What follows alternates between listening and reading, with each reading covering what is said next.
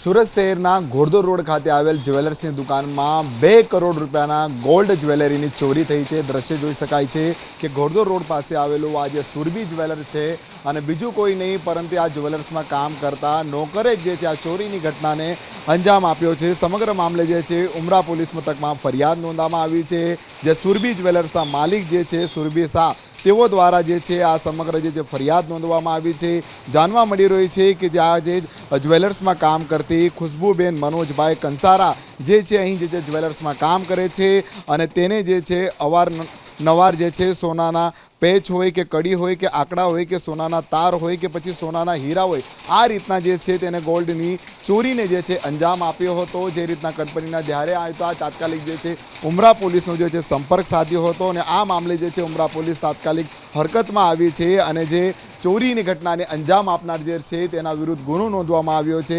સમગ્ર મામલે જે છે પોલીસે જે છે સીસીટીવી ફૂટેજ જે છે તપાસ્યા છે અને સીસીટીવી ફૂટેજના આધારે જે છે તપાસ ચાલી રહી છે।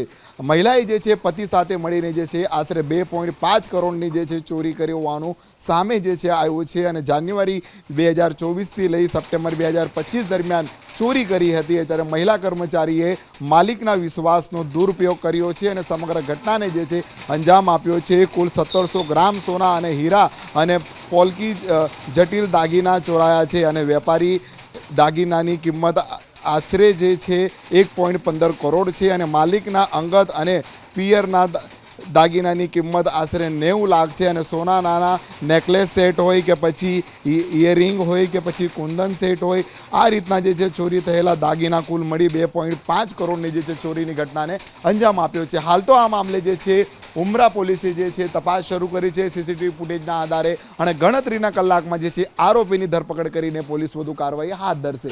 કેમેરામેન વિજય બૈસાને સાથે પ્રશાંત ડુબરે, જી મીડિયા, સુરત।